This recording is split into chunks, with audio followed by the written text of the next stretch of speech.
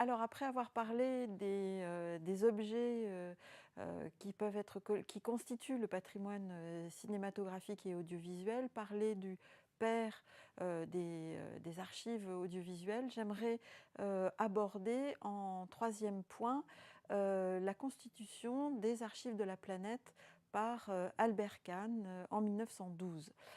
C'est la première entreprise en fait de collecte d'images pour constituer un fonds archivistique pour effectivement enregistrer un état du monde qui permettra d'écrire l'histoire de ce monde à la suite.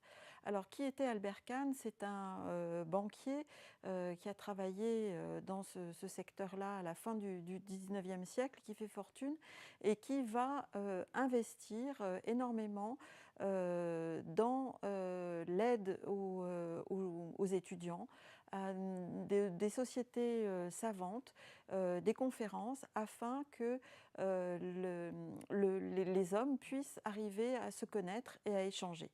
Il crée une société qui s'appelle les conférences autour du monde et des bourses. Donc il dote les étudiants afin qu'ils aillent faire des études dans différents pays et ramener de la documentation sur ces 10 pays. Alors il fait une expérience lui-même à l'occasion d'une rencontre professionnelle au Japon en 1908 qui lui permet de rencontrer des grands financiers, des entrepreneurs internationaux. Et à cette occasion-là, il va, avec son chauffeur qu'il fait former chez Pathé à la prise de vue et à la prise de cinéma, il va collecter déjà quelques images en Chine au moment du Nouvel An chinois, au début de 1909, janvier 1909. Donc ce seront des photographies stéréoscopiques et des images animées, des images cinématographiques. Et ces premiers documents vont l'inciter en fait à fonder donc ce fonds appelé les Archives de la planète. Il va pour cela embaucher un géographe, Jean Brune, qui est en charge de la chaire de géographie humaine au Collège de France, pour organiser cette collecte. C'est-à-dire que les opérateurs photographiques ou les opérateurs de cinéma vont être formés par Jean Brune afin qu'ils aient tous la même pratique de la photographie ou du cinéma, pour que les documents ramenés des différents pays parcourus soient, on va dire, formatés un petit peu de la même façon, pour pas qu'il y ait de différence, qu'il y en ait qui fassent des photos plus esthétiques que d'autres, afin effectivement d'avoir une documentation sur le monde. Alors l'idée et en cela il est précurseur d'Albert Kahn, et c'est certainement sa confrontation avec ces milieux financiers, industriels contemporains qui lui donne cette intuition, c'est que des civilisations sont en train de disparaître, le progrès, l'industrialisation, cette mondialisation, le terme n'est pas dans ses propos, dans ses écrits, mais c'est bien de cela dont il s'agit. Cette uniformisation des cultures et des civilisations vont amener à un nivellement et à la disparition donc de particularités régionales.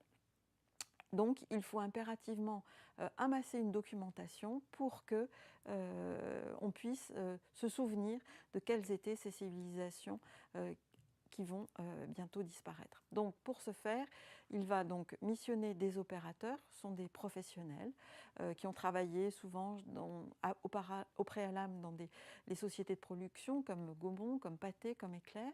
Donc ils vont faire des films et aussi des photographies. Ces photographies sont sur plaques stéréoscopiques ou des plaques en couleur, des autochromes.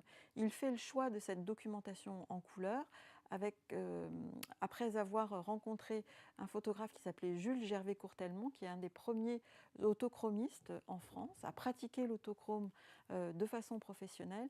Et effectivement, la photographie couleur associée à l'image animée en noir et blanc permettait une documentation très précise des espaces parcourus par les opérateurs.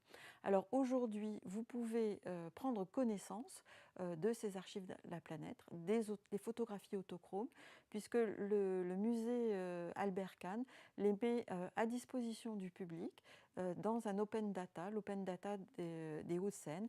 Vous trouverez dans la bibliographie la référence pour que vous puissiez aller découvrir ces images absolument extraordinaires qui nous permettent de découvrir le monde entre 1912, enfin 1909 pour les images de Chine, 1912 pour la constitution des archives de la planète, jusqu'en 1931, puisque Albert Kahn va faire faillite au moment de la crise de 1929, et donc les activités des archives de la planète vont cesser, et également des conférences vont cesser à cette date-là.